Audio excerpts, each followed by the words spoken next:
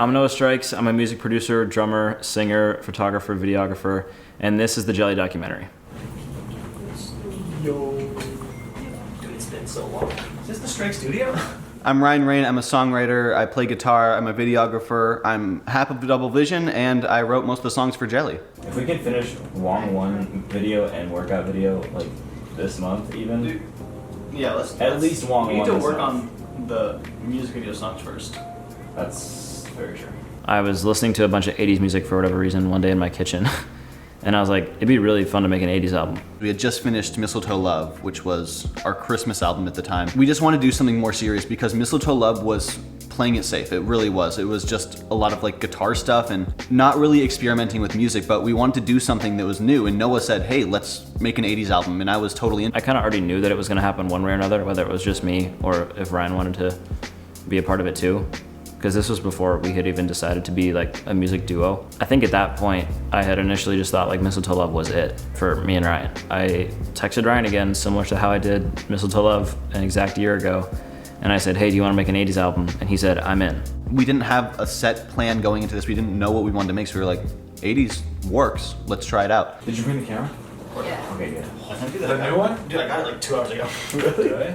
So before Double Vision was Double Vision, Ryan and I were trying to think of a name that was easy to remember, not too generic, and just like easily identifiable. We had Stars well into production. We were probably a month away from Stars, like the planned date for Stars to come out, and we were still trying to like figure out a name for Double Vision. And the main one was Indigo, but that was already taken by a bigger artist. It felt like we were settling. We had a few different names. I know the one that was like, if Double Vision didn't come up when it did, we were going to be called Fair Enough, which was like an inside joke between me and Noah. And that was supposed to be our band. Like we had a link tree for it. We were starting to get the domains on everything. Shortly after we trashed the Indigo idea, I think we were writing Stars, and Clooney and Zane and Ryan were over at my house. We were all just talking about things. We were trying to figure out what to call ourselves because it'd been this long now. We were really just trying to figure out, like, we kind of need something at this point. I was talking about a project I did for school called Ryan's Ryan, which is kind of like a Lizzie McGuire kind of just short film. And then I had mentioned how I had visions. Respectfully, what's happening? Respectfully, this is from Ryan's Ryan, the hit Lizzie McGuire spinoff. Oh. My short film movie thing from 2019. I have check and see if Rocket. Visions. And then Zane goes, Visions should be your band name. Visions should be your band name. Ooh. And you know, it was kind of a moment where we were all like, wait a minute, because we're kind of onto something here. Ryan and I both kind of gave each other the look like, oh. And by we, I mean Zane. And then I go back to Zane. I hope we could put the clip in here. Double Vision. Double Vision. And it's like, we get it. Like that was when we were like, that's like it. That's us. We are Double Vision. That is us. So we did some research, and I think it was, what was it, like a European something electronic duo was the only Double Vision at the time. Double Vision is a Spanish Euro dance duo. So we were like, okay, that'll work. You know, if we're trying to look back on it, probably not the best for like searchability, because if you look up Double Vision on any platform, it's like, I'm having migraines and my eyes don't work. I'm seeing double. But I think it's still just a really good representation of us because it just makes sense.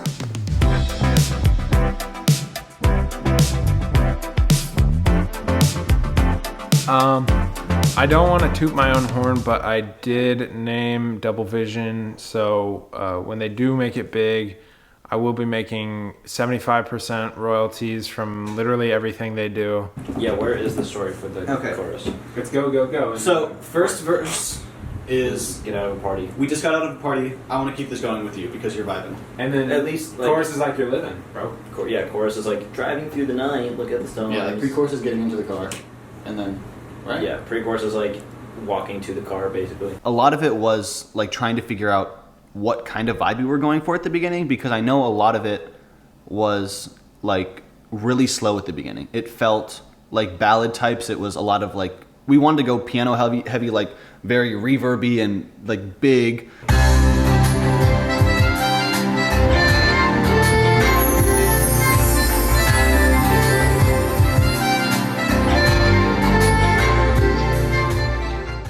I was envisioning some heartbreak songs, some like sad love ballads, like just more on the slower, like nostalgic 80s feel. One of the biggest things about Jelly was that we realized that, you can't write heartbreak songs if you're not going through it. And I, at the time, was not going through that. I think that's why Jelly became what it became, meaning a lot of like the party kind of songs that we wanted to do. I mean, if you listen to a lot of Jelly, it's about, secret romances and like going to a party.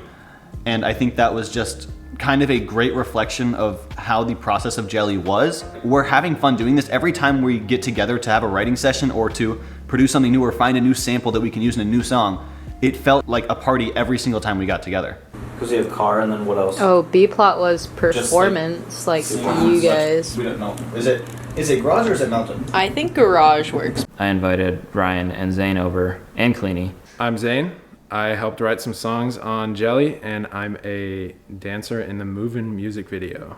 First stew sesh. And tell me if you like it. Okay. What is it? You're okay. Follow me and we'll climb.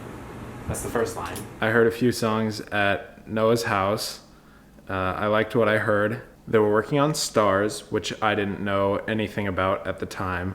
They already had the music down. I was grooving to it. They let me kind of just ride along and give my input. Very open-minded.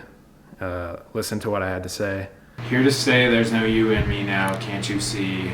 It's hard to explain when you can't say only us now, because it has to rhyme with ride with me. Here to stay. Here to stay, it's just you and me now.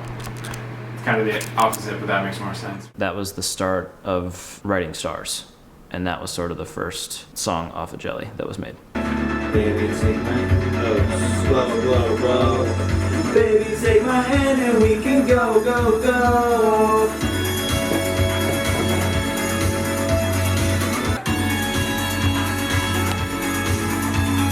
Ride with me, go where the stars shine.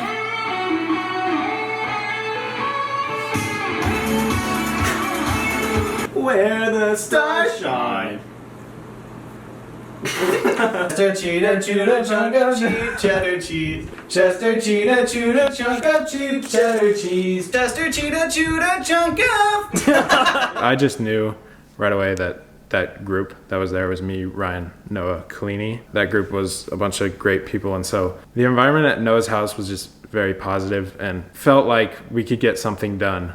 A lot of creative minds at work. So when we were making Jelly, I was more on the production side of things. I would find different samples and different beats to workshop and send to Ryan, and he would send me back writing demos, and we just kind of go back and forth. My main role was songwriting and melodies and such. Other than, I think Lord wrote all, if not just most of Electric, and I had help from Zane and Noah on a couple lines and some other songs, but for the most part, Noah would send me the demo and then I would write the rest of the song, the lyrics part. I really like songwriting and trying to find fun ways to like say things without just saying them directly. I love figurative language in songs. I'd send it back to him and then he'd say, ugh, yikes. And then I'd do, the second draft and then we'd get a song from there. But I was definitely more on the production side, making things sound 80s with synths and different drums. Yeah. Intro, outro, and then the new one? Yeah, that's it. We got intro, long one, wake up, workout, Whitney Houston, Feel It Coming, Versace on the Floor, Jelly, my song, outro, classic. So I guess we only have 11. What the hell? So the initial vision for Jelly was a little odd just because we were throwing everything to the wall to see what stuck. Have you done Wake Up? Like actually made it? I have not. That's the only one I haven't done. Okay. There was sort of like a first wave of songs that we had made. And I need to build out my sax song too. Is 80s, classic 80s done? No, that's the new one. Okay. We had, I think, 4 different like demo songs that we could choose from, and they all had crazy names. We had like Wong One because we misspelled song. We had like Wake Up, Wake Up, Wake Up. It was really like trying to find the sound we wanted for one, Double Vision, but also for Jelly, because if Jelly was going to be this big project, we kind of had to start strong with it. If we get everything done on time and we get 40 minutes, then we'll do that. Which ones are our long ones? Whitney Houston is like 4.5, I think. Or maybe Workout is 4.5. I think Workout's 4.5. Jelly is 4.5. Oh shit, hell yeah. Wong 2 is Wake Up. Or no, No, that's Space Beat. this is Space I don't think you have Wake Up. What a garbage song. We were still just really trying to figure out what Double Vision would end up being, especially with this album, because it was more ambitious than anything we'd ever done before. It was a huge project. It was not just, okay, some Christmas songs that I've written in the past, and then we'll just put them all in one big thing and we'll make them in, you know, a few days that we spend together. This would be something that we actually spend an entire year on. Once summer was done, then we knew that we really wanted to get things going, because if we wanted things to happen at some point, they needed to start now. Oh my god. I need a second. God. Just use your stomach. I'm fucking like 110 pound man. I don't got a stomach. The first hiccup that comes to mind with Jelly was trying to figure out a good key for Stars.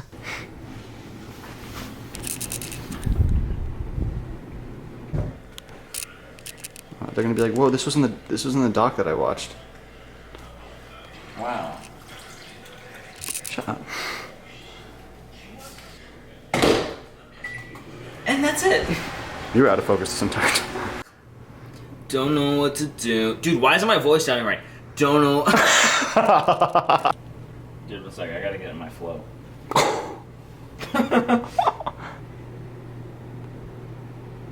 I'm gonna need the lyrics, man. So these are the stresses of music making. I don't know. I say that as if it's like awful. It's not like awful. It's just like it's not. I'm not gonna say I'm a good singer. Like I can sing. I can get the notes out. But like I have limits, and these are outside of them. So if you hear Strykes in the background recording his chorus, don't mind him.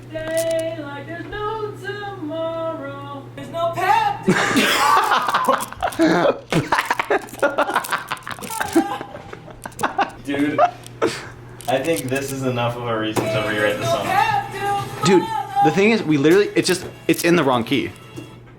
There's nothing we can like rewrite about it. That's the problem. What do we do, man? Did I remake it in a different key? Dude, how? With what time and also with what experience? It's not, it's a simple song. It's a bass line. Okay, how long would that take? I could do it in a day. So I can literally have it done tomorrow. The drum is a sample. The drum's its own thing. The guitar we did in MIDI. No, that guitar. Yeah. What about the other one? No more down. Unless I played it, I could play it. Maybe D sharp? Would that still be too high? Well, I can't hit the E. That's the thing. Like the E is the one that I can't hit. Yeah. But I don't know if I can hit D sharp. But also like I don't want to be like C, because then it's like, you know, another song in C. You know what I mean? That's very true. So basically life sucks, and now we are infinitely farther back than we were already. Stars just had a certain quality to it. It has that radio single energy. I've always felt that way about Stars. And we didn't know it at the time, but it wasn't exactly right for us in our vocal range, but it was right for what we wanted Jelly and the debut of Double Vision to be, so we knew that we had to stick with it no matter what. So we wouldn't rewrite any of the melodies, we just pitch it down, basically? I think so. Okay. I mean, the melodies are like good, I think. Yeah. It's just can't hit them. Yeah. Either way, we would do whatever it took to make this song work, because this was going to be Double Vision.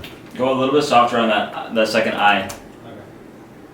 We brought it down a couple keys, and it just didn't have the same energy. It just felt weaker. Just wanna leave the city. Like 79th iteration of Stars. Take 800. Take 800 of Stars.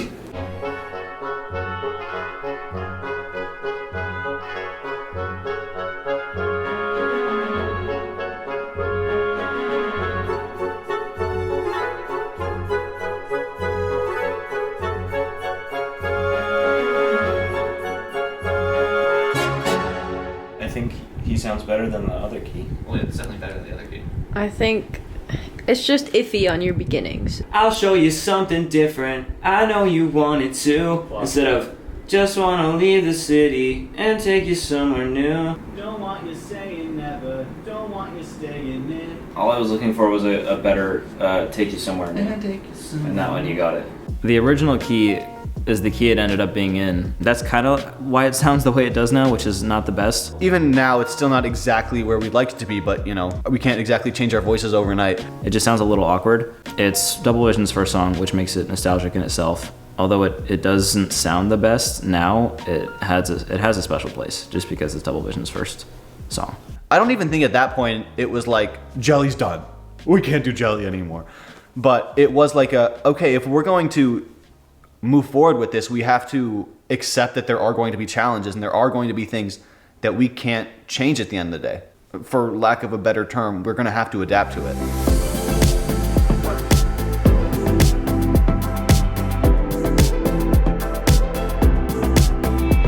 Welcome to Behind the Scenes Stars promo. The plan is to get the smoke contained in an The area. plan is to cover this somewhere in the snow cabana with fog, and then I have a purple spotlight.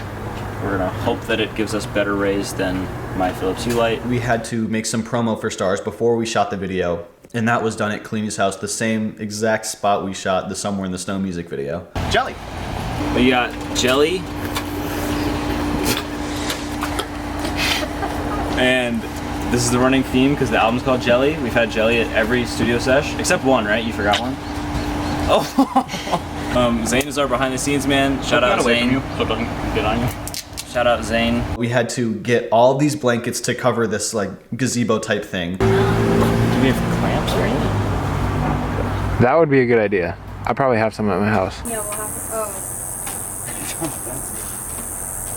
I say we get this set up. We see how the fog starts Do to it. look, Yep. and then we. Hey, you got the fog machine out here? Yeah, get it started.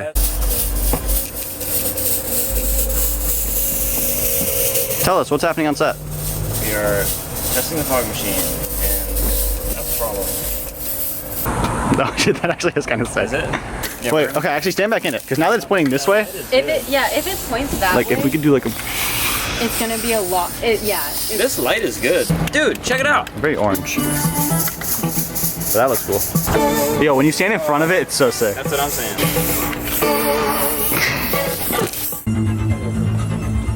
That's sick. Do we need more fog in front of the, like, in front of Khalid? Yeah, that might be a good idea. We had to use 2 different fog machines to fill it up completely to where you could barely see 2 feet in front of you. I think they had to take the. Hear me out, hear me out.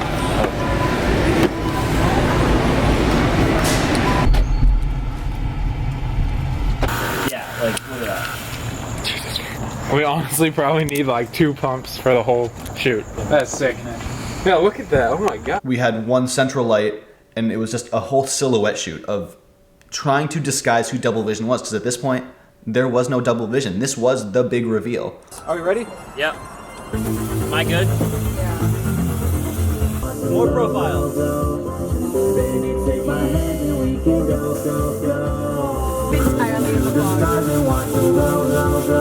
Oh, that's so sick. I'm gonna wait. Okay, ready? I'm gonna walk into it. Oh. This was Double Vision's big reveal. This was their first time actually showing who they are going to be and being more serious about it. And so that night was really great for just trying to figure out who we were and how we would show ourselves to the world. Yes, perfect. Yeah.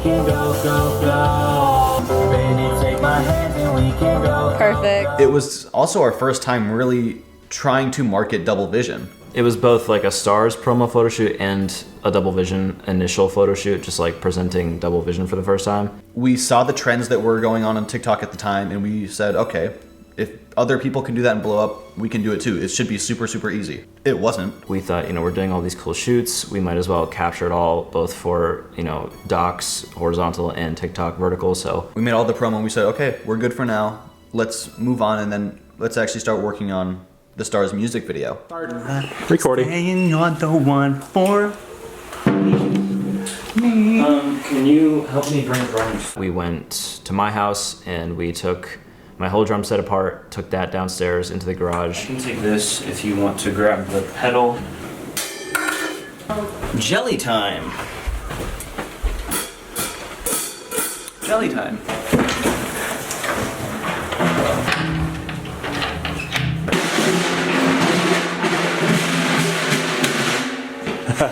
Ryan used my guitar, and then we just filled the whole garage up with fog, turned the purple lights on again, and just filmed like a cinematic concert garage music video.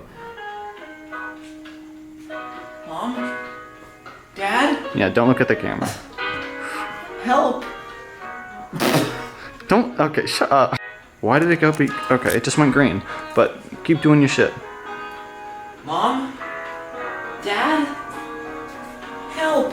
Somebody hotbox the garage! And then like I'll close it, and then we'll all wait out here. I'll grab the garage door opener out of my car or something and have it in my pocket, and then it'll just be like a follow shot of us walking up and then it'll open. Maybe close it like most of the way, so you can just crawl under. But don't ruin your fit. Oh no! Our garage, wait, also that light. That yellow light that comes on when the garage opens. Yeah. Here you go. Thanks. I'm confused. What shot do they want? They want to walk into the garage? They're gonna walk up, open, and it's just gonna be like a shot of their feet, kind of. We can always start the shot with me just grabbing the guitar. I'm ready. Ready? Mm-hmm.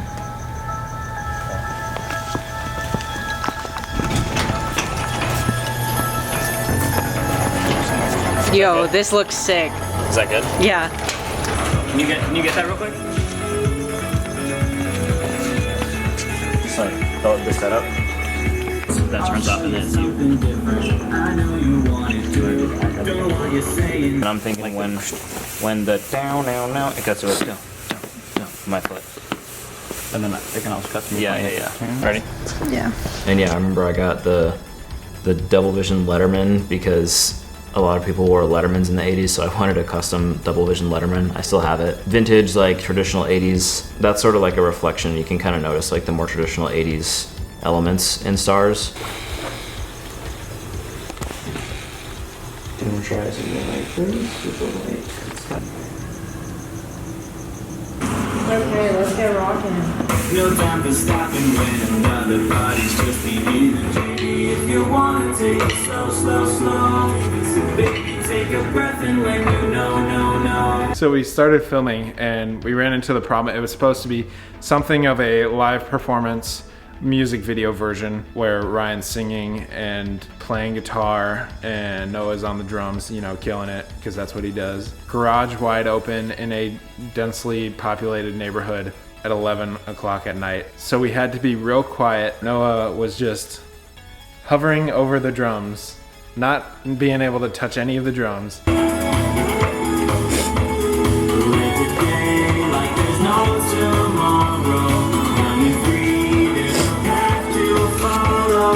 I'd say it was about as realistic looking as you could get without touching the drums.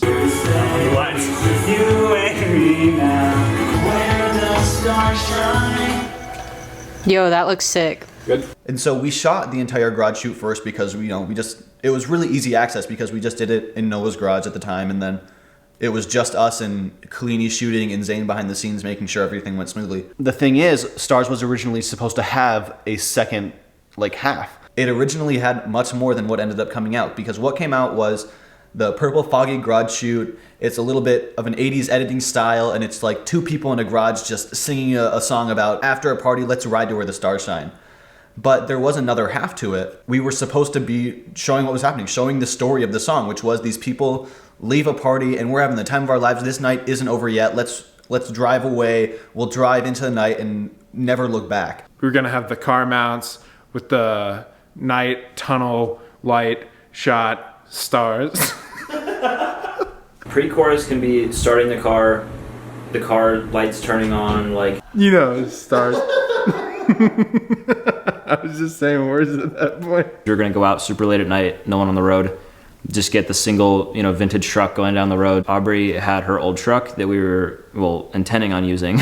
My name's Aubrey. I played Sandra in the Move-In music video. I'm also Noah's girlfriend, and I was the choreographer for all the dances in Move-In. I have a 1986 square body Chevy. Because you have car, and then what else? Oh, B plot was performance, like you guys. We had our entire crew there, which, you know, luckily enough, it's not like we're at a point where we're paying for a crew. We had everyone there, and then the car wouldn't start. We can work around a lot of things, and Double Vision has worked around a lot of things in their career, but you can't work around a car not starting when the car is the video. Luckily, we recorded everything in the garage for the entire song, so we had a version of it to where we could do the entire garage. All things considered, since we had never done a car shoot before, it probably wouldn't have turned out as good as we would have hoped it would. I actually really like the music video. I think for what it is, it's very clean. I still really like how the Stars music video turned out. I think that we got some really nice shots, and I love the aesthetic of the video. It's kind of a little bit emotional,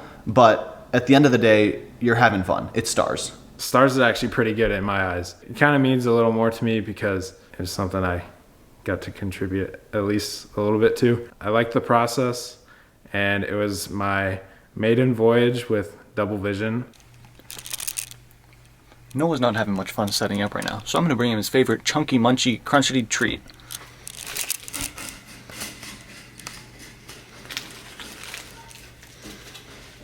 What you doing there? I come with a peace offering. Did you bring jelly? I brought jelly. This is how real men take their jelly. Got jelly on my pants.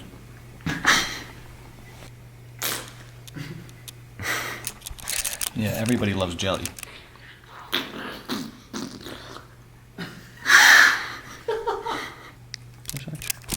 So go to your local grocer and buy some jelly today. Things kind of slowed down video and promotion-wise in the winter. Through a Screen came up. During that time, I wrote a Christmas song because it was coming up to winter. We released Stars in November, and then I always just love writing Christmas songs during Christmas time, and I think it's best to write songs when you're feeling an emotion. Originally, when I pitched it to Noah and everyone else, it was something where, okay, here's a song, let's do this for next year because we have so much planned right now. We can say, like, we'll have a song in advance. But the thing was, I accidentally wrote a song that was so meaningful to everyone in our group that it had to come out now. This was something we needed people to hear. Say Christmas season's not that long. Say Christmas season's not that long. Say Christmas season's not that long. It was a nice little break because it gave us a chance to say, like, hey, we're Double Vision now. We're taking things seriously, but we're not stopping anything else that we've been doing. We're still gonna do Christmas stuff. We're still gonna do the things that are not just we're having fun. We're still gonna make meaningful songs. Here's a little break. Here's a little taste of what we can still do. 3,000 miles apart. That was good. That was a super quick time crunch just because Ryan wrote it and then we had like 3 days to finish it before it came out like the next week. Stars was such a long experience. That song specifically was really taxing on all of us because we just spent so long on it, and it was our debut and we were super nervous about it. We didn't know how people would respond to it. Luckily, the response was really great. We are very critical of ourselves. We have incredibly high standards for the things we do with Double Vision. After that, it gave us a moment to say, like, okay, we can chill out. But then things picked right back up again with Electric. Lauren said he wanted to feature on this one. Just the one. This is the classic one. Yeah.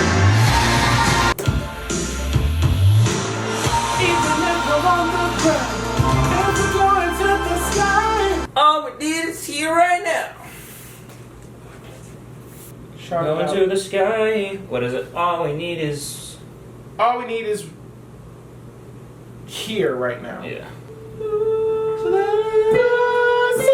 Electric was something where we were like, let's set a goal for ourselves. Let's release Electric before the year is over. It'll be the last song of the year for Double Vision. We'll have 3 new songs before the year ends, which is a lot for something that we've done in the past, especially singles, because we've done, you know, the single with the album for Christmas, but even then, those 3 songs alone were better than the 11 songs we did for that album. We had this little Christmas break, but we can still get things done. Whoa, even if we're on the ground, or if we're going to the sky. Somehow we ended up at Zane's house for the writing and recording of Electric. And we literally wrote the verses and I wrote the bridge the same night that we recorded everything. Can you back up from the microphone? Actually, put the whole mic in your mouth.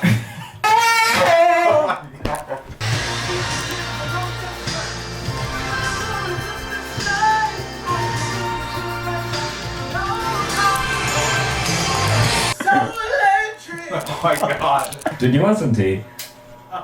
I think you should get some tea. I think you should get some tea, respectfully. What kind of tea? Peppermint. Oh. Yeah. Whoa! FBI, open up! Thank you. Ooh, it's hot. Yeah, it's very hot. It's not poisoned. That session was fun. It was fun to actually work with Lord. We don't get a lot of in-person studio time with him just because he isn't in Arizona that much anymore.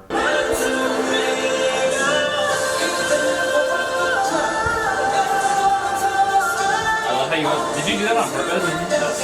That was one where we wanted to give him as much directing input as possible because that was really his song for the album. That was his feature, his writing. Everything was really his on that song. See just what we're meant to be. Even if we're on the ground or if we're going to the sky, all we need is here right now. It'll all come back to us. Shout it loud and make it. Electric was really his child of the album. Oh, not his Lord child. That's not where I'm going with this. It's so electric. Whoa, it's so electric. Whoa, it's so electric. Whoa, it's so electric. It was also a time crunch to go back up to that mountain and film promotion and the failed music video that turned into a lyric video. It is Electric cover art shoot day. I finished mixing Electric last night, so the song is done. So we're gonna upload it ASAP, hopefully upload it tonight if I can get everything done. The way the Electric video happened was at the time when we released a single, we wanted a music video for it. We thought that was like how things had to be. Every time there was a release, there has to be some sort of video to go with it. And then Saturday is the Electric video shoot. We knew that it had a very earthy feeling to it. We wanted to have like an earthy nature video, just like whatever, just on top of the mountain, like Electric, like it's a dumb idea. Yeah. But we brought all of our gear. We had to carry everything up to the top of this mountain so we could shoot a music video. And it was like right before sunset because we wanted some sunset shots. We're like out of breath. I was sick for that shoot, so I already wasn't feeling good. We get up there and then we just stand on top of the mountain just like awkwardly dancing while Kalini's like trying not to slip on the rocks. And the drone was cool. Ryan brought his drone. The drone looked good. It was good drone footage, but it's just us on the top of the mountain like it's like what are we doing? That's why that footage is blurred on YouTube and we turned it into a lyric video. At this point in Double Vision's career, and honestly still now, Double Vision doesn't really go into things having a plan, which is, a pretty fatal flaw. When you do a shoot like this, especially when you don't have a backup plan, it's very difficult to know what you're doing. And to be completely honest, it was the first time with Double Vision where it was like, if we release this, that's embarrassing. We did not want that going out into the world. Which song on Jelly is your favorite or was your favorite to make? My favorite song to make? Movin'. My favorite song to make was Movin'. I'm moving, I'm striding.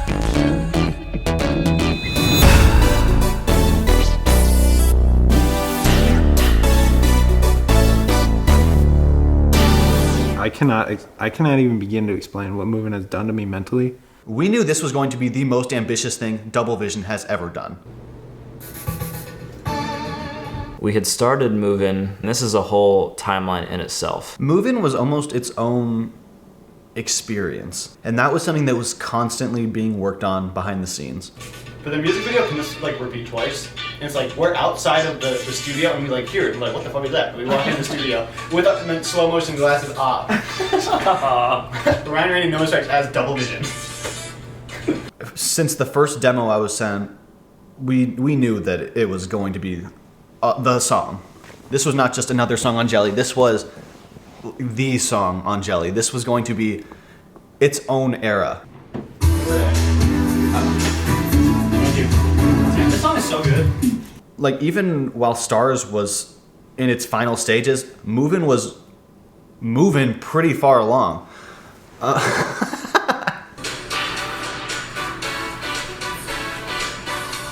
I'm showing this to my therapist.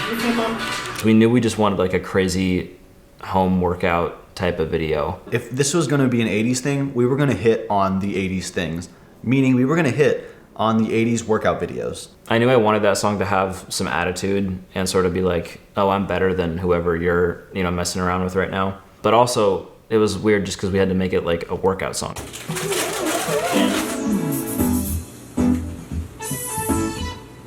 Cheers. Jelly on set.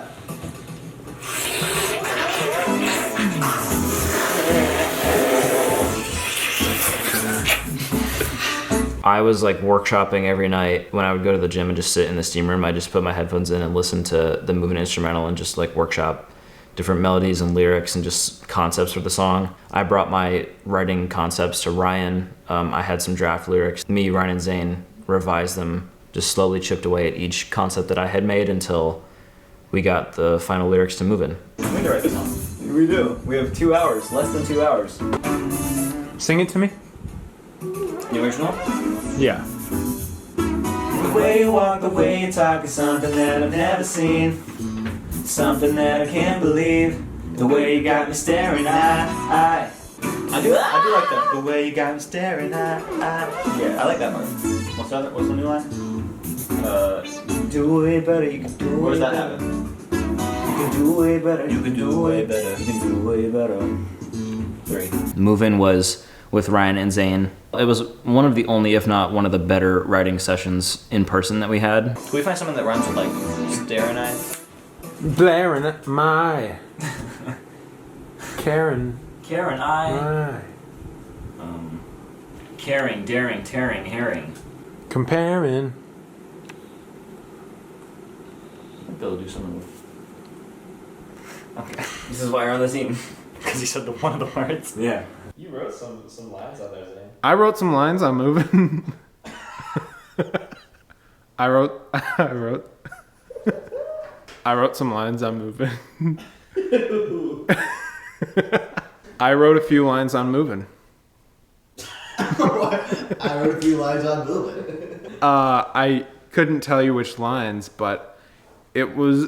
He can't compare I wrote the lines. He can't. I wrote the line. He can't compare an eye, and I would argue that. We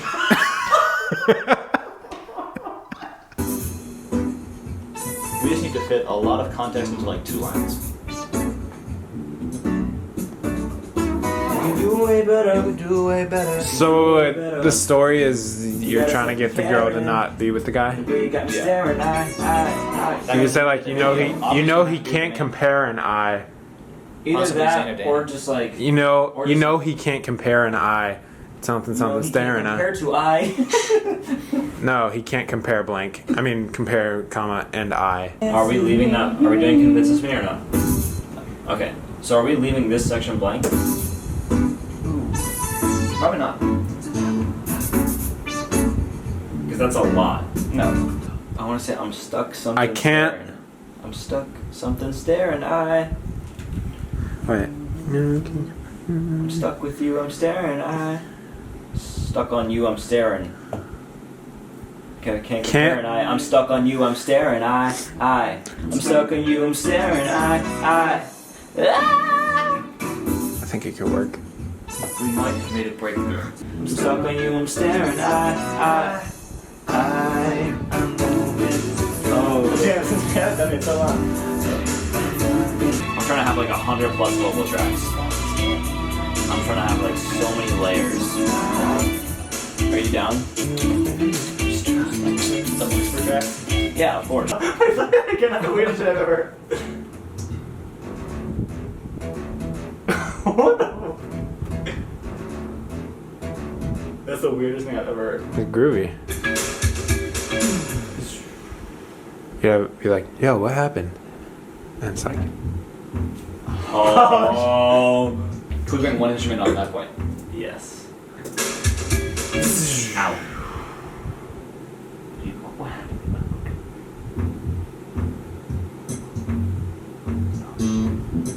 And then the black lights come out. No, dude.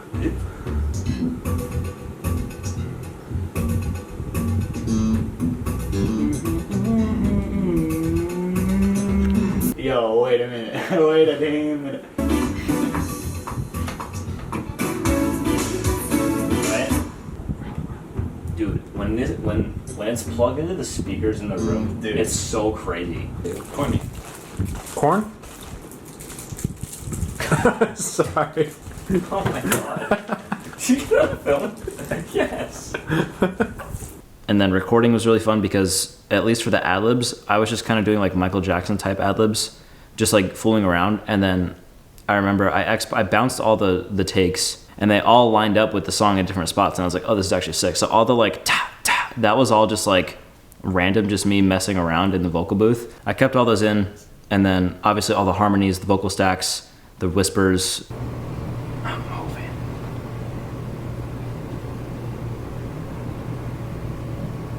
I'm struggling. I'm moving. Oh, this kind of sounds sick. Dude, want me to hit up the stew and see what it sounds like?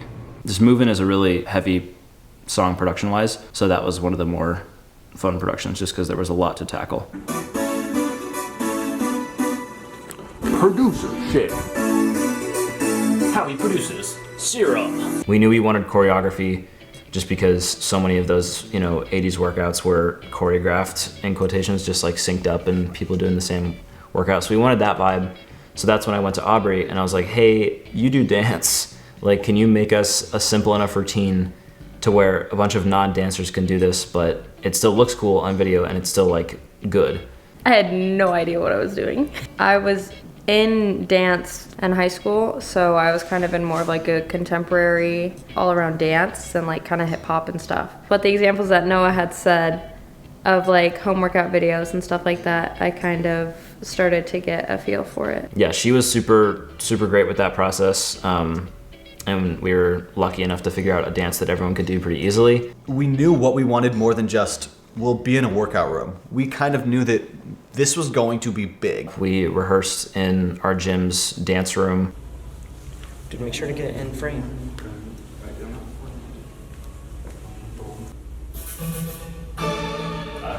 Yeah. Was Sunday our good day? Oh shit.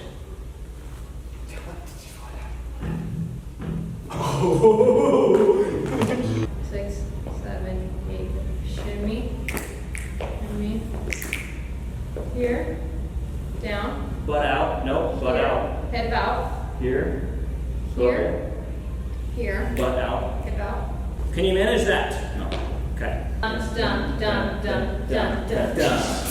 Doing the rehearsals and stuff before move-in, the rehearsals actually went really well. I was kind of a little bit nervous for Noah and Ryan to learn it because I knew that they hadn't been in dance, so I was kind of a little bit nervous for them. 5, 6, 7, 8. 1, 2, 3, 4, 5, 6, 7, 8. 1, 2, 3, 4, 5, 6, 7, 8.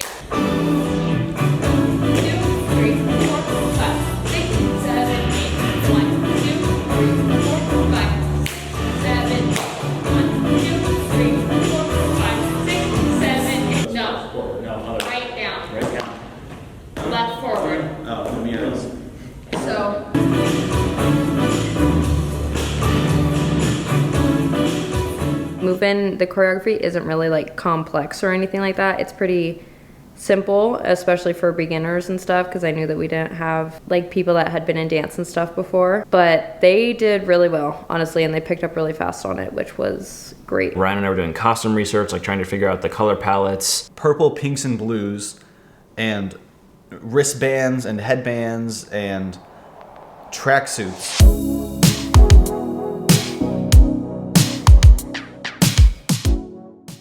Oh, there he is. Speaking of that, we need to get outfits for this video. Yeah, we gotta figure out the dance clothes.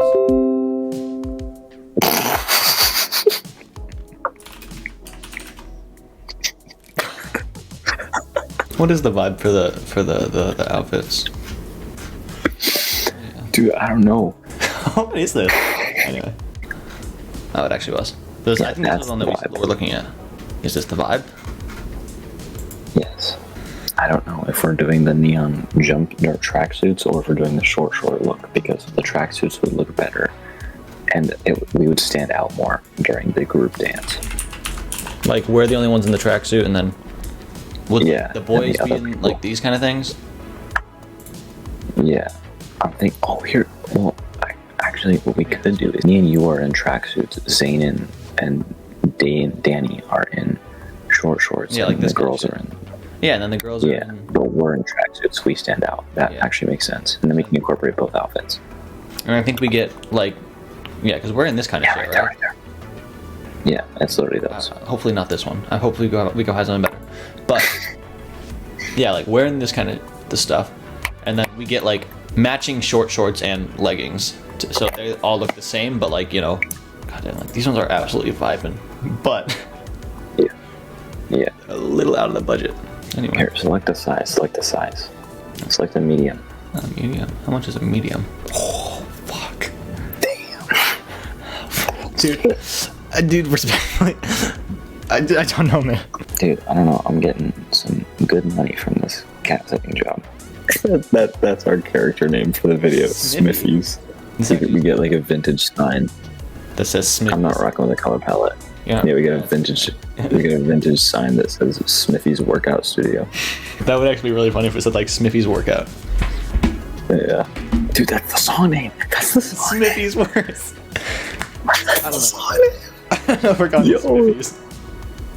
Yo, why not? That's funny as hell. The Smithy. Smithy's Workout. Dude, that's it. That's literally it's literally not, respectfully. What's your favorite Double Vision song 10 years from now when we have a, you know... I really love Smithy's Workout by Double Vision. You know what? Mess it. Let's just call the entire album Smithy's Workout by Double Vision. From the creators of Mistletoe Love, we bring you Smithy's Workout. My favorite color palette is the blue, pink, and purple. Yo! $5.98. What would be cool is if we could figure out a way to make a D and a V look like a lightning bolt. During the bridge, because it's like all the instruments cut out, you know, for at least like a little bit. Yeah. We figure out how to do a black light in there. We get the neon sign, and then it's like neon lights on our shiny jumpsuits. We're all like fucking. It's, you know what I mean? You're not gonna believe this. The spotlight I got is a black light. Fuck, dude. Okay, hear me out.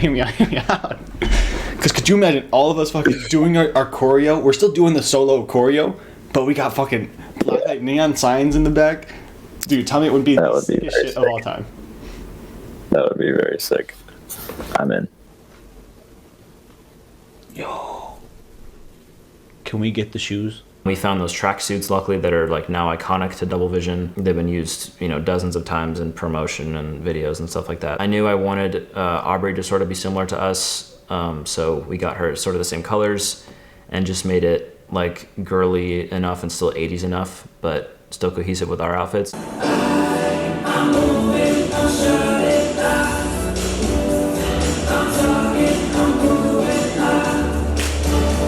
We spent, I think, the end of September and the beginning of October choreographing with Aubrey and rehearsing in a gym dance studio. Another hiccup, I remember trying to get the move-in room, the yoga room for the move-in music video. I wasn't sure if we were gonna be able to get that. Yeah, that one was pretty bad. We originally tried to go through the same place we were rehearsing at the gym studio, and then they never got back to us. So I reached out to my high school film teacher, and she was able to get us the dance room at our old high school. So we were super thankful for that, because if we didn't get that, we really didn't know where we would go next, because it's not like you can just go anywhere and call it a dance room. We would probably have had to rent some yoga space or a gym studio, which, you know, Double Vision really doesn't have a budget. If we didn't find an alternative for this studio, we wouldn't have had a studio, and we probably would have had to change the concept for the video or just scrap it entirely. There was a lot of like back and forth and like what ifs, timing, and like making sure there wasn't a class in that room. And so while we were rehearsing in September and October, we were calling around, we were trying to get everything secured, we were going to costume stores, and we were very lucky that it was around Halloween, so it was like super easy to just drive to a store and get something that was 80s inspired. They had like the bodysuits and the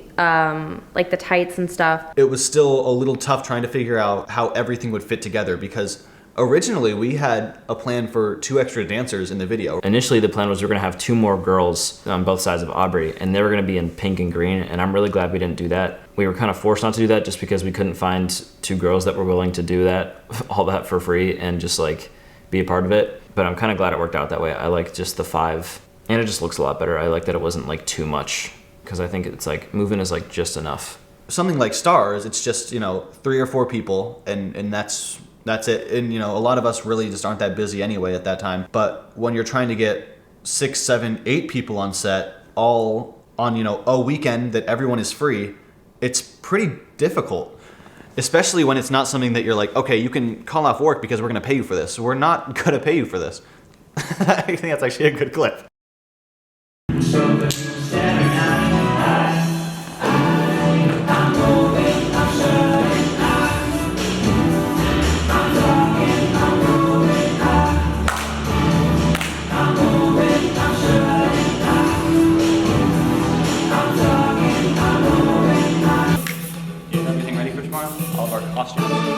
I have it all in a suitcase.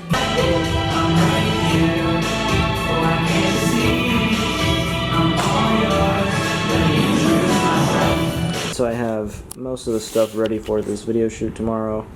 I need to still pack up these lights and then get all my camera gear ready. It's gonna be a busy day tomorrow. Somehow we managed to get everything together. We got everyone available on the same day. We got the location for that day. You know, we got there the day of. You are live. I'm goodness. Thank you, sir. If you want to zoom in, twist this. Oh, well, okay, cool. Yeah, I feel like we did a great job. Those are sick. Yeah, John dudes. Yeah. It's so funky and so fresh, dude. Oh my goodness. I'm feeling smithy. Oh my goodness. Not very see-through. Are you? I am moving. But are you strutting though? Oh. Yo. Looking pretty schmiffy, not gonna lie. Okay, Ryan's fucking it up. Oh my god. Ryan, you are unironically fucking this up. Like unironically, this outfit is a bop on you. Yeah, he's kind of rocking it, but oh, he is here. You're not fucking it up. Okay, fuck it up, Zane. Okay. Uh-oh. He putting the light up Skechers on. It's getting serious.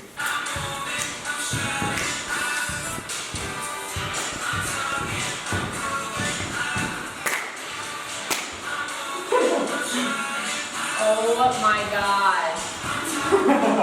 The only problem was that we only had, I think, 6 or 7 hours to shoot in the dance room because a class actually needed it for the time we would had to leave. And so we were trying to figure out everything in this 6-hour time frame.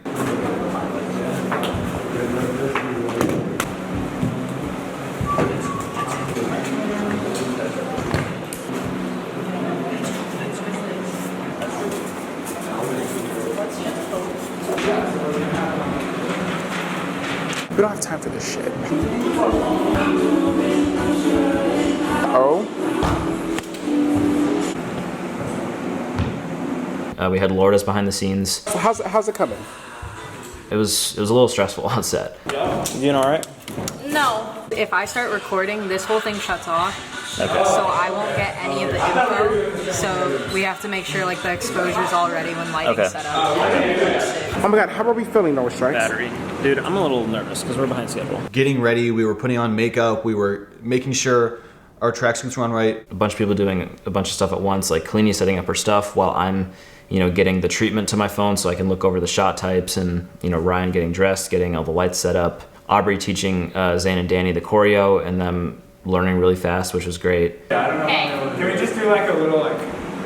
If you can't do it, Just move your feet. It doesn't matter. We had all the choreo. The choreo was done. Me, Noah, and Aubrey, we had all rehearsed at that point. We had it down. God, you are killing it. I'm not gonna lie. He's eating it up. The only thing was, while me and Noah were still getting ready, Aubrey was teaching Zane and Danny how to do the dance. Okay, so Zane. It was pretty simple, so they got the hang of it pretty quick. Then you're gonna go like this. 1, 2, 3, 4. I showed up there, me and Danny showed up there, and we were the background dancer guys. Teaching Zane and Danny was they did a lot better than I thought that they were going to, especially for the first day. Like, this was the first time they had seen the full choreography, the first time that they had even like tried to do the choreography, and they did a lot better than I thought that they were going to. More than one vocal length. It's just like you're like stand further back or stand further because you're just doing the reach, grab. Never danced in my life, you know, where it mattered. So learning that for the first time, honestly, it was pretty fun. I didn't think I would like it, but it was a new experience that, you know, it was fun in the end. It wasn't like a hard dance to learn, so I think it was really enjoyable. Oh my God, it's double band. That was like our first thing of, okay, we just need to get them to do it right, and then we'll be good. We can figure out the rest of it. A lot of go at once, and it just felt chaotic in the best way. I really enjoyed being on the set of Movin'. The entire project was, I would say it was the most fun as far as music video and creating the song. Lord was really good at behind the scenes. He really captured the energy of the shoots. Okay. Honestly, I think you guys should drop an album called One View. Why that? Because like that could be like character development, you know? What's it called? Character development? No. One View. One View? Mm-hmm. Instead of like double vision, like One View. Like we just, no one's watching our shit, One View. Oh, sweet. Yo! Yo! I want some chunks. I want chunks. I want chunks. I want chunks. How's the jelly, Ryan? Grape jelly? You want to take this over, Lord? Yeah. Kind of my job. Yeah, that was like one of my favorite shoots that we've ever done. Kalini on main camera. But do you want like middle beat shots or like for the most part like? I mean, for switch shots. What we do is, and then we Movin' just felt more professional to me. Getting the dance room, having like an actual place to be, and even being on a time crunch, even though that wasn't so fun in the moment, just made it feel more real. filming everything and being like in the production, it honestly wasn't as nerve-wracking as I expected it to be. I don't know why I felt like I was gonna be nervous. I mean, I had done dance shows and stuff, so I kind of just acted like as if it was that. I'm stressed to get it done, but after these first few runs, we'll see how it's going. Okay. We'll Yeah. be out of here in 2.5 hours, and we haven't really started filming yet. How do you feel your dancers are doing? What?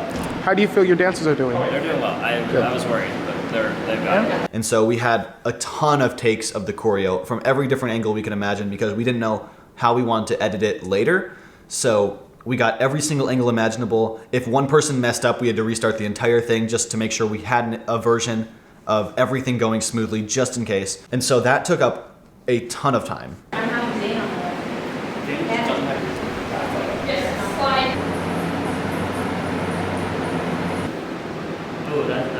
Yeah. I think that's good. That's good. And of course, we're double vision, and at the time we did not have really a plan besides the choreo. And then we realized after we were finally done with all that we really only had a plan for the chorus of this song. It's not like we had choreo for the entire 3-minute runtime. It was only chorus, chorus, chorus. It was even more behind schedule than we thought we would be. What if we tried going like this? Yeah. So I'm gonna cut to us walking outside, and then it's gonna come back to her like on the wall or something like that. Okay. So timing doesn't really matter. We kind of figured out something. It's a big grand entrance for double vision. We pulled the glasses off in slow motion, and everyone's like, "Oh my god, it's double vision." We got a lot of B-roll shots of just everyone doing different workout things. We had the yoga ball, and we had the little 2-pound weights, and we had people putting their legs up on like the ballet. What's that bar called? The bar.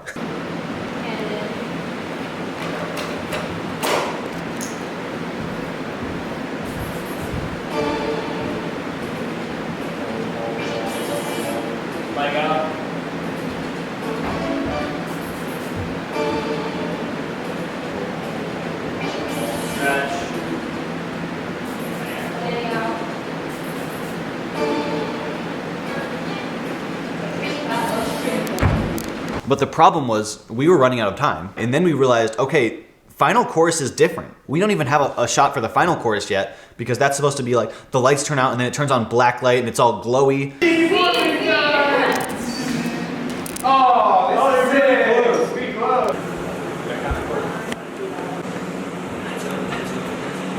I think you better.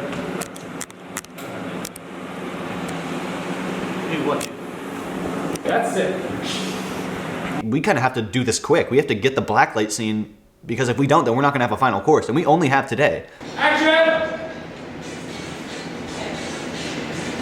2, 3, 4. Lights on, gotta do this shot. Lights out. I think we don't have a second verse at that point, and we're like, okay, you know, we'll just throw in more of the B-roll, people lifting weights. We'll figure out how to make the blacklight scene look good, and we'll figure it out later because we have to leave. And we were packing up our lights and like changing out of our shoes and our tracksuits as this, you know, group of 11th graders are walking in and like trying to figure out how they're gonna do their final dance for class. Do we have everything? Yeah, everything. That's a wrap. It is. Thank you guys for real. Like, thank you so much for doing this. And so we were done. Moving was over.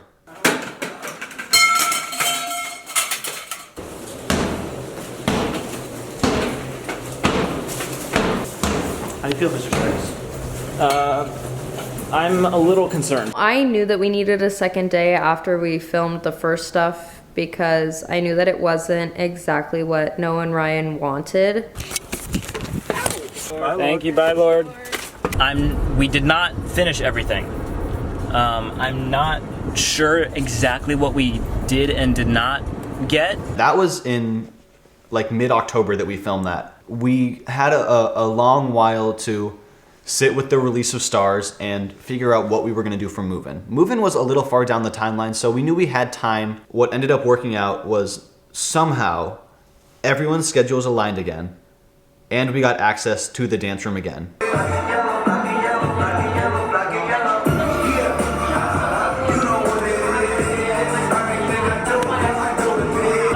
Oh no.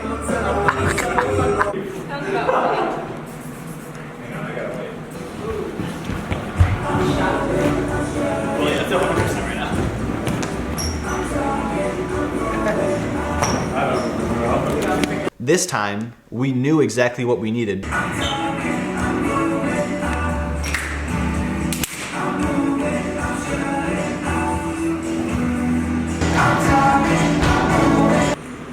Danny messed that one up.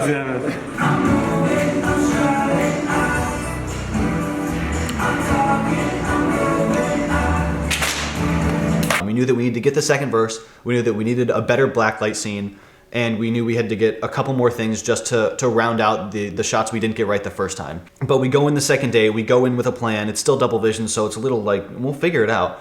But we do manage to get everything. The blacklight scene looks so much better than it did the first day. Yeah, is the thing reflected in this light? Purple is more like double vision. Yeah. 2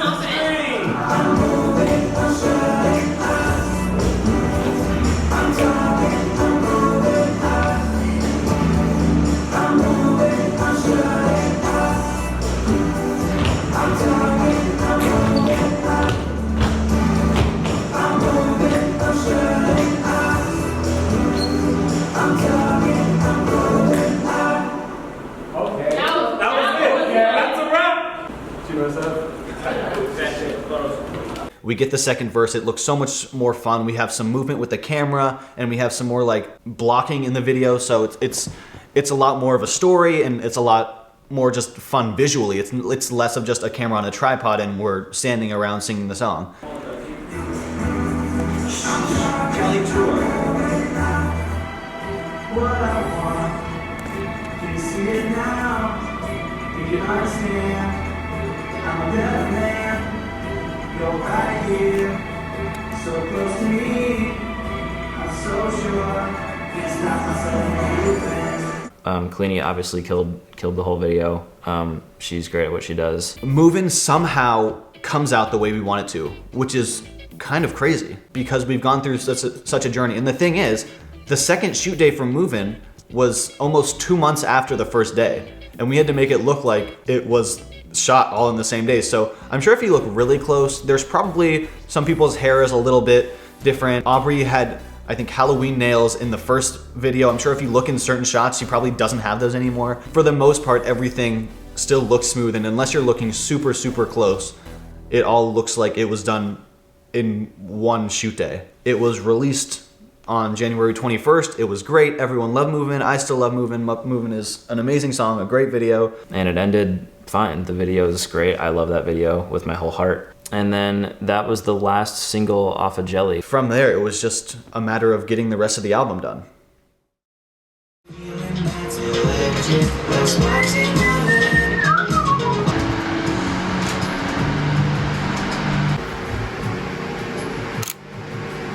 Again, loser. Ugh. Moving forward, especially after we got done with the Move-In era, because Move-In was so big, we really decided, you know, Jelly's meant to be a fun thing. Let's keep it that way. If we keep putting deadlines on ourselves, we're going to just hate it. And we didn't ever want to hate Jelly because Jelly was like our first child. And so along the way, we kind of loosened ourselves and the restrictions that we put on ourselves. And because of that, I think the rest of Jelly was able to be what it was, and it was able to be so fun, and it was able to invoke the party feeling because we were able to have fun while we were making it. That's what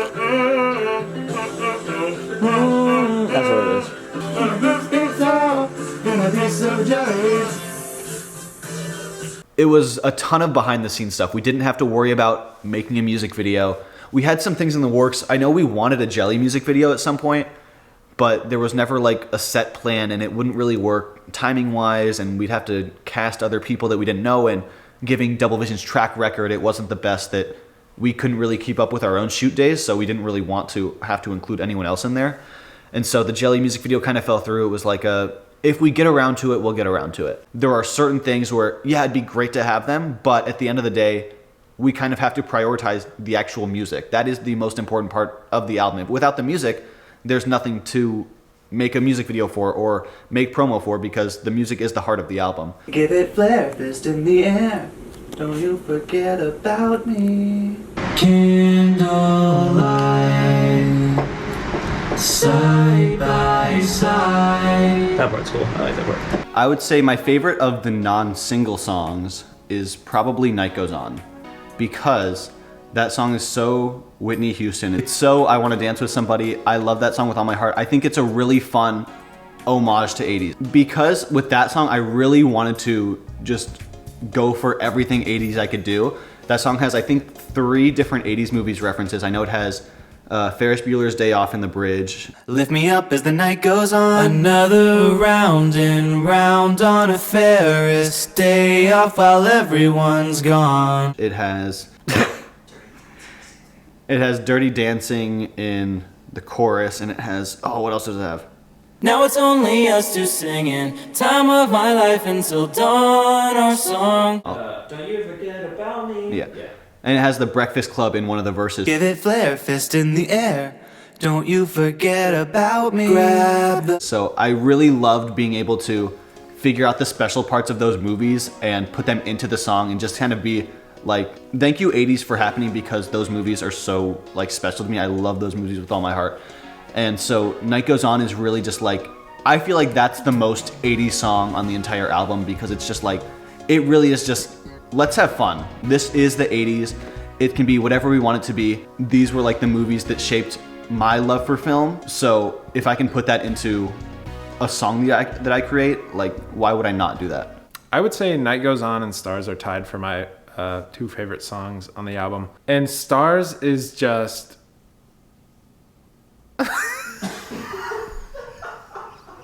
Stars might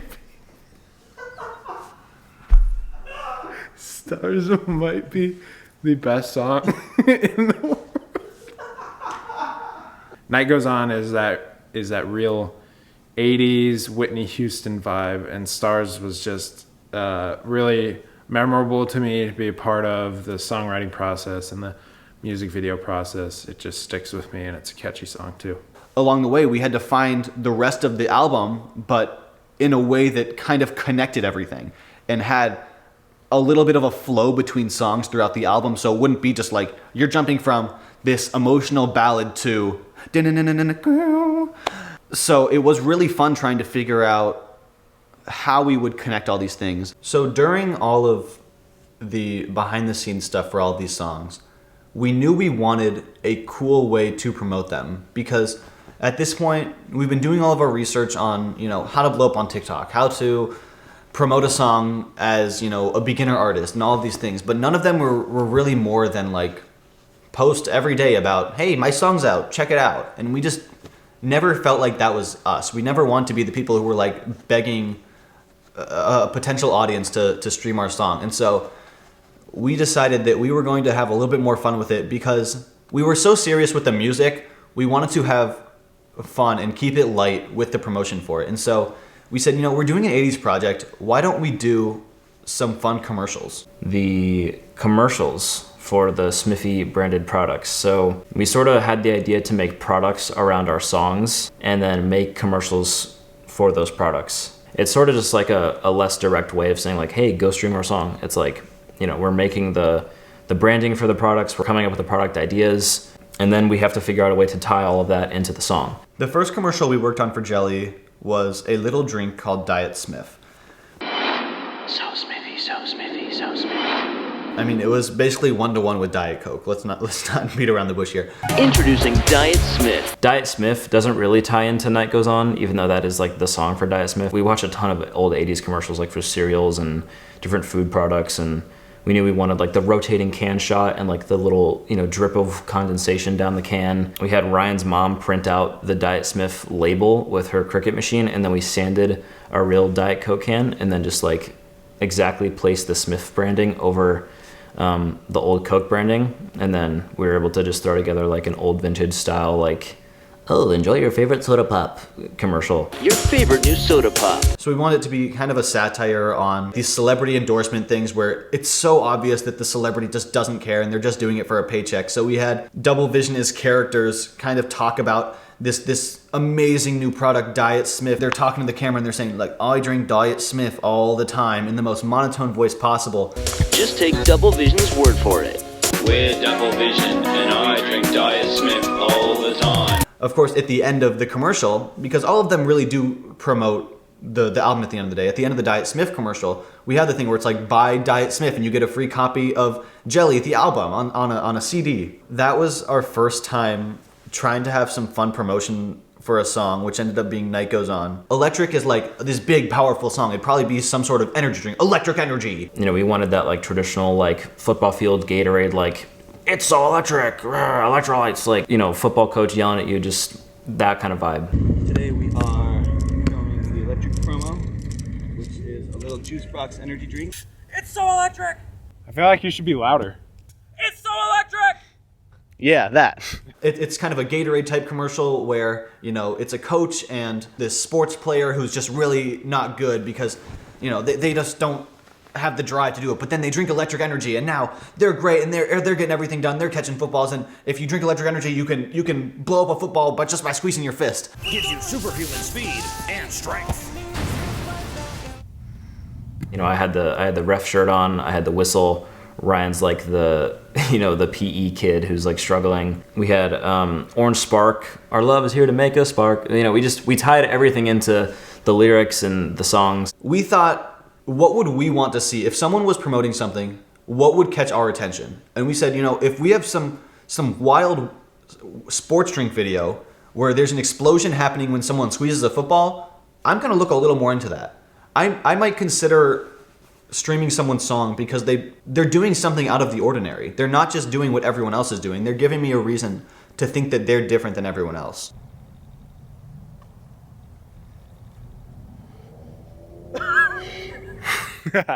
And then we had what was probably one of our most fun shoot days, just because we got to do whatever we wanted and we didn't have to have a plan going into it.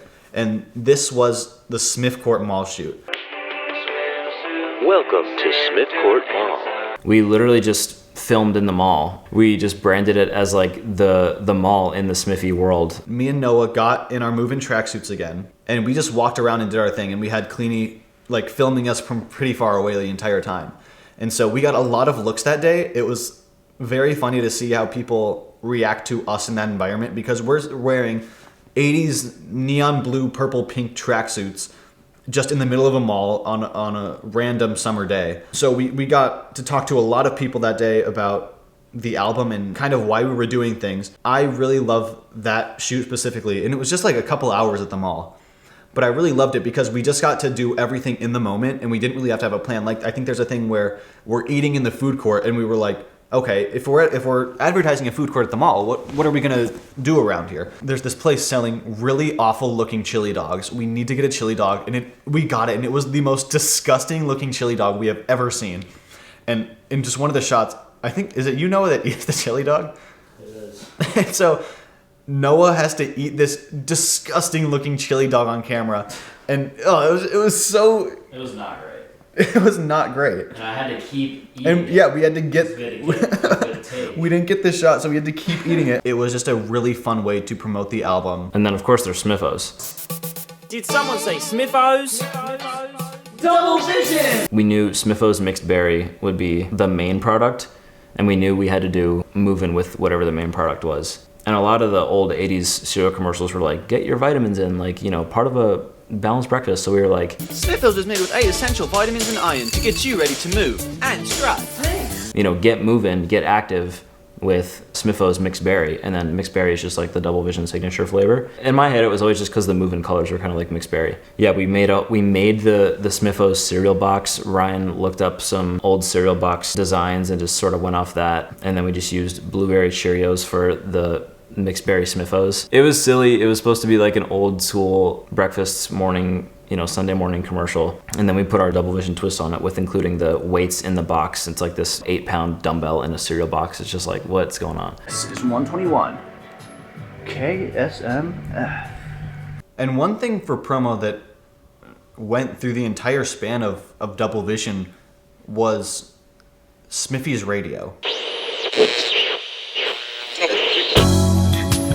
121 KSM.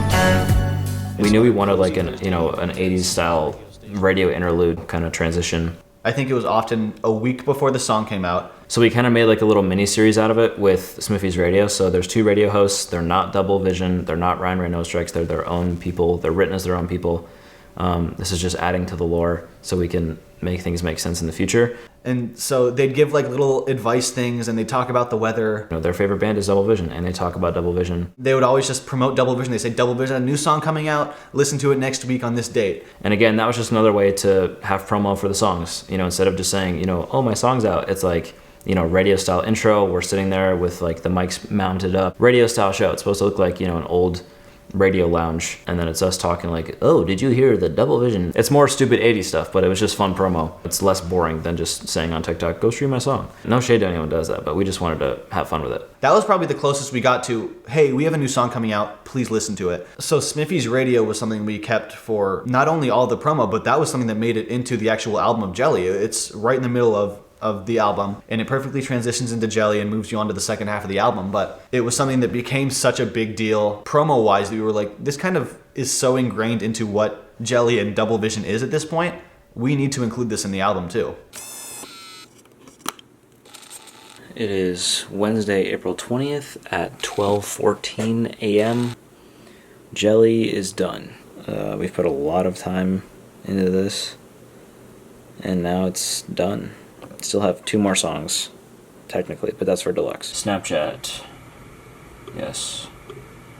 11 songs. 23 to 12 a.m. in New York. Jelly. Ready?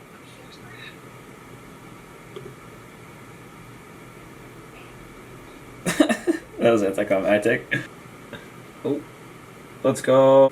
Jelly's done. That was actually sick.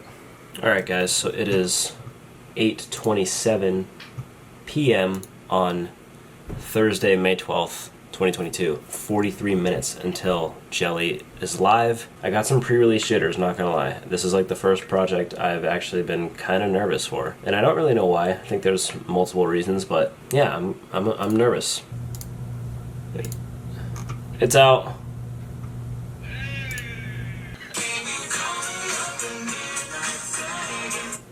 Spotify breaking caused our lore to not add up. We said it's about 14 minutes after 9 because Smithy's radio is at the 14-minute mark in the total album runtime, but Spotify broke for 3 minutes, so now it's 9:17. Oh god, we're gonna see if that jelly transition worked. Oh shit, it's clean! Let's go! Let's go! It's mid. I feel like they could have just delivered more. Wasn't really elevating, and the mix was a little low. Good work, everybody. Good work. Good release.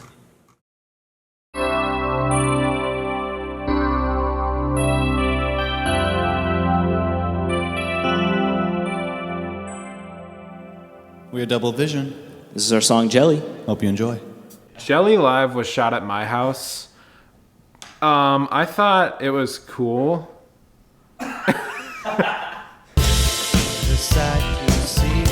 That was one of the most live performances I've ever seen.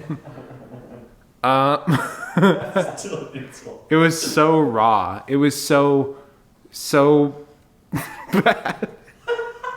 Once Jelly actually came out, it had a better response than even we anticipated, because at that point we were super happy with the songs that were on it, but we had a bit of a star student on there. We did not know just how impactful Second Date would be as a song for the Double Vision timeline. If we did, we probably would have guaranteed it would have been a single. It had all right of a response. It wasn't groundbreaking, but it was better than we anticipated, and people were liking the way it sounded. It's just kind of fun. It feels fresh. It feels different. Things didn't really pick up until we released Deluxe. Because on Deluxe, there were 3 songs that were mixed again in a different way than on the original Jelly album, that being Jelly, Streetlight Reflections, and Second Date. I was in the studio again with Lord during the summer. He had just gotten back from Berkeley, and he was like, you need to make these drums hit way harder if you're gonna be re-releasing these. So I was like, okay, let's open up all the projects, let's remix the drums, make them hit harder. Second Date was sounding really good that night, and I was really feeling it. I was like, man, this song is just, Second Date is like the song for me. Like, it just, everything works so well. I just love how it sounds. And the thing about that was, in whatever weird stroke of luck, it doesn't matter how much effort we put into all these product commercials, all of these things where we're actually showing off what we're doing. We had one reel on Instagram. Noah's in his room eating a Chipotle burrito. With the added punch to the drums, it was hitting extra hard. So I was like, let me just pull out my phone and just start vibing, just so people can know that I'm remixing the song and it'll sound a lot better. So I posted that to Reels. Like the first day or two, it got like 10 to 20K views, which at the time, we were having a little lucky streak on Reels, and like every reel was getting that many views, which was nice because it was right around album time. And then like on the 3rd or 4th day, it passed 100K, which was wild because that was like the most we'd ever gotten on a reel, I think was like 20 or 30K. So to already triple that was insane. People don't know what Second Date was. People don't know anything about anything, but somehow that was the reel that went viral. That was the one. How many views does it have now? It has over 1 million views now, and somehow that was something that got people interested enough to look up the song, find the song, realize they liked the song. It hit 1 million, and that was our first and still only million view video, and that drove a lot of traffic to not only Second Date, which was already out, but also to Deluxe once it came out a day or two later. I forget exactly when I posted the reel, but it drove a lot more traffic to our Spotify page, and that was just really cool to see, and that many people hearing that snippet of the song. So in a way, while we kind of bash on Deluxe because it was rushed and it wasn't great for the timeline and it was kind of taxing on our mental health, without Deluxe, I would have never remixed Second Date, and I never would have made that video, and we never would have gotten all those eyes on our song. So in a way, Deluxe kind of made Second Date the song that it is today. We knew people liked Second Date. That was the one within our crew. That was the one that people were like, okay, this is the song. And even extended crew. My favorite song as a song is Second Date. You know, it wasn't just like me, Noah, and the regular people. Like, Lord was 100% on board. I don't give a damn about any other song on that album. Second Date? It's like the way you produce your voice on this song, it doesn't even sound like you're learning how to sing. Thank you. And that's a first. You're welcome. That's a first.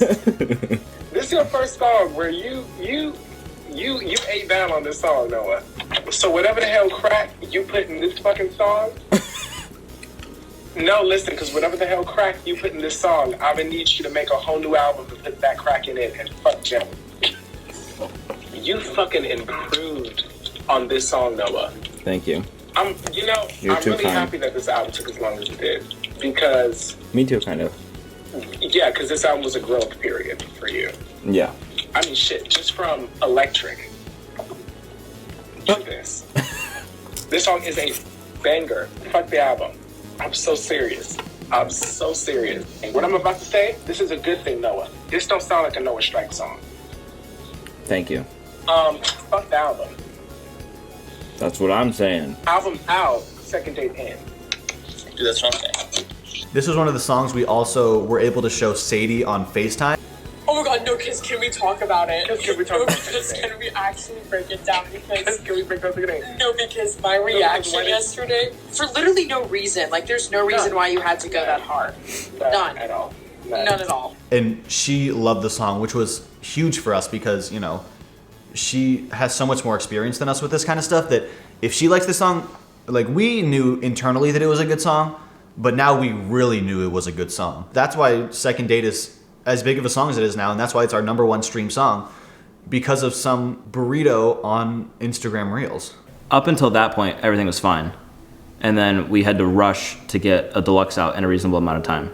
Jelly Deluxe was a little bit different because during the time of finishing Jelly, I was working on what was going to be Double Vision's next summer song for when Jelly was done. We really tried to condense everything into a really short time frame. Just because we didn't really have anything for deluxe, like no instrumentals, no lyrics, no ideas. And we originally had intended to include some cut songs on deluxe just because we had those songs and they were like songs. We were trying to like, okay, we have a scrap song, let's try to finish it in a way that's a song and then it'll be on deluxe. But we decided not to do that just because those still weren't done and we didn't want to rush those and make those bad. Within a month, we'd have Deluxe out. I think it was like a week after Deluxe came out, the summer song was supposed to come out. The problem was that we didn't really have a solid plan for the summer song, even music-wise, because if we at least had a song, then it would have been a completely different story, but all it was I had a song written. Jelly Deluxe kind of had to be rushed in a way that I wish it wasn't. You know, I wish it probably would have came out in like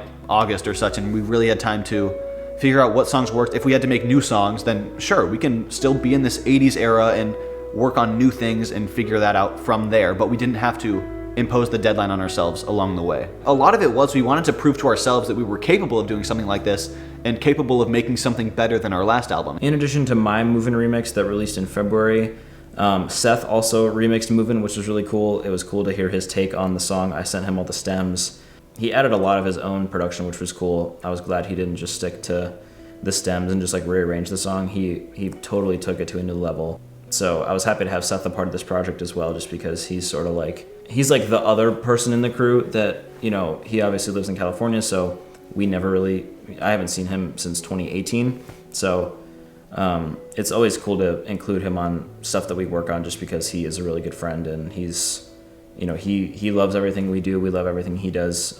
And a lot of our creative visions line up, so it's always fun to have him a part of things. Moving On is supposed to be our way of saying on Jelly that we are not doing 80s music anymore, at least for the time being. It's unnecessary to know, but I specifically bounced Moving On with a harsh cutoff so that whatever we drop next as a song, it'll transition from Moving On into that new song. So the song definitely isn't out yet when this comes out, but when the song that transitioned to it comes out, listen to Moving On and then cue into the new song and it'll transition. It's pointless, but it's just a little fun fact.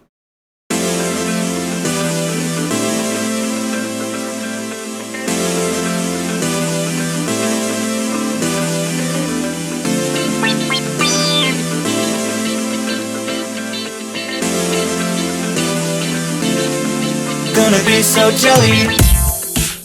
Jelly really helped me refine my craft in terms of songwriting. Jelly was like my first real, this is a song, this tells a story. I love storytelling type songs. I'm a huge fan of Taylor Swift and how she makes a lot of songs that tell a story. I really like Betty, just for the record here. But I really love telling a story through a song, and Jelly helped me figure out the best way to do it without coming across as like real hard narrative. a lot of the songs on Jelly, they tell a story, but they tell it in a way where it still feels like a song. And I feel like there's a very thin line between just telling a story that happens and still having like something that you can sing along to. If I'm listening in the car, I want to sing the words because the words still mean something. Moving forward into things like my next project, Not Love But Close, it helped me realize what works and what doesn't when you're trying to tell a story. The biggest thing was that songs are a lot more emotional than they are narrative. It's a lot more resonating with a listener or even, as a writer. And so Jelly was really great at helping me figure out what worked and what doesn't. Some may call me just a stupid fan, but I would say I've been supporting Double Vision since day one. I'd say I've been supporting them since day -1, honestly. I've supported Noah and Ryan through, whatever stupid shit they're doing.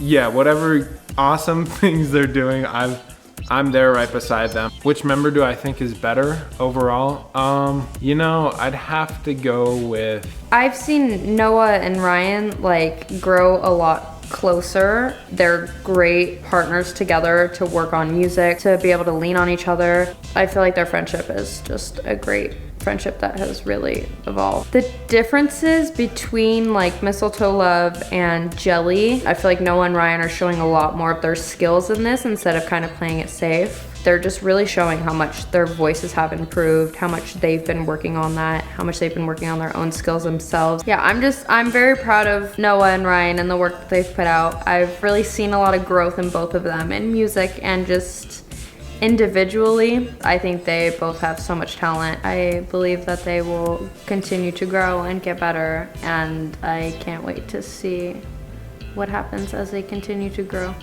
Well, in terms of support, obviously Ryan, he's my other half for music, so it's okay. It'd be kind of hard to not have support from him and make things work. But really everybody, Aubrey obviously being understanding of me not being available all the time, and sometimes for weeks on end because we're trying to finish stuff or we have lots of shoots or just whatever the reason is. And I always try to make time for her, but sometimes it doesn't end up that way. And it is a lot when you're trying to, be in school and have a good relationship and make good quality music and film everything and mix everything and etc.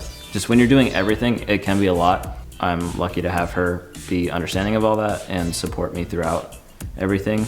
And just having a good friend group is important too, like Lord, Zane, Kalini. They're all, part of the team, but they're also I'd be friends with them anyway. So it's they get it. We all sort of support each other, I feel like. Along the way, Noah was definitely my biggest supporter. He's my biggest fan. He's my #1 fan, always. He's just always DMing me saying, great job. I mean, no, it's obviously Noah because we had this shared love for Jelly. Without one of us, it wouldn't have been possible. So we were constantly encouraging each other and picking each other up when I couldn't write some words and when Noah was I don't know where to go next with this song. We were constantly figuring it out for each other. Other than that, I mean, everyone on the crew is just constantly amazing.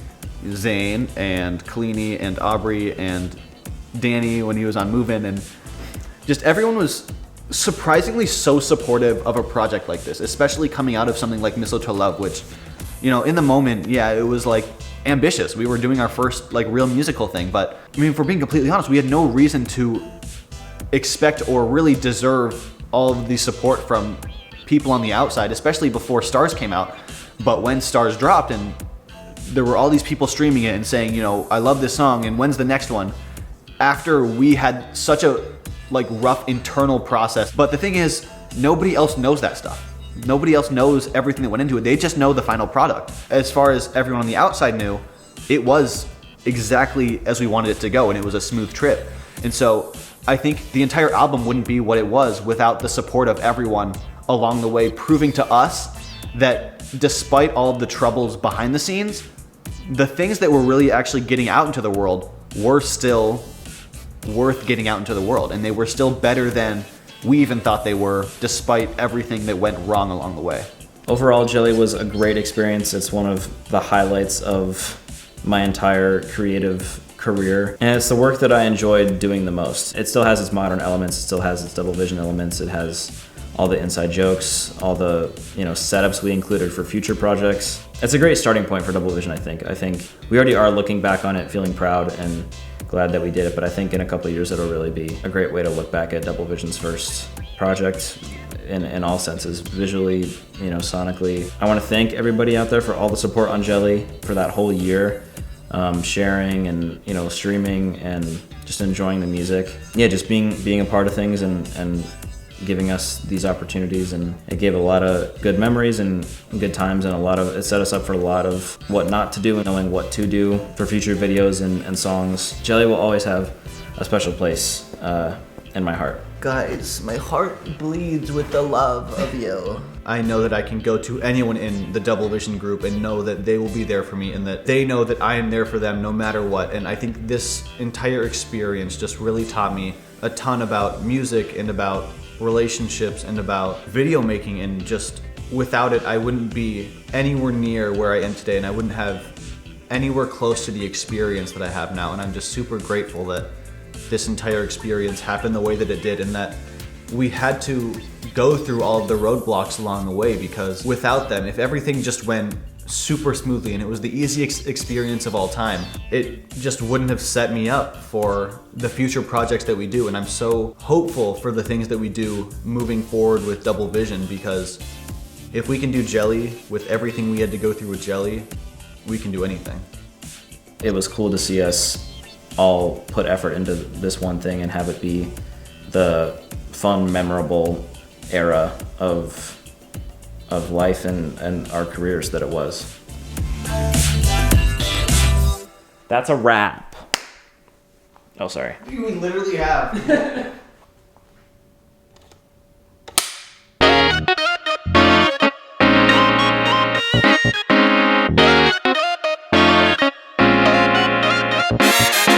Feeling that's electric, like sparks in my head.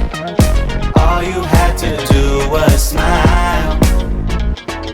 Take you back to my place. You're leaving my bed, but you could have stayed a while. Then you call me up at midnight, begging till the sunlight, saying you're the one for me. Tell you that I feel the same way. I don't even know your name, but when's our second date? Wake up in the morning, driving me wild. I can't get you out of my mind. Reaching for the phone, but holding the line. I just want you one more time. Can you call me up at midnight, begging till the sunlight, say that you're the one for me. Tell you that I feel the same way. I don't even know your name, but when's our second date? 138, we're passed out, hands behind your back now, all above and underneath. Tell me, do you feel it, daydreaming like revelry about the night you spent with me, staying up from 12 to 2, thinking about that phone call when you called me up at midnight, begged till there was sunlight, said you were the one for me. Told you that I felt the same way. Didn't even know your name, didn't even know your name. Call me when you're lonely, be my one and only. Recreate that first time spark. Any night or any day. I don't even know your name. Call me up or call me up. Call me up at midnight, begging till the sunlight, saying you're the one for me. Tell you that I feel the same way. I don't even know your name, but when's our second date?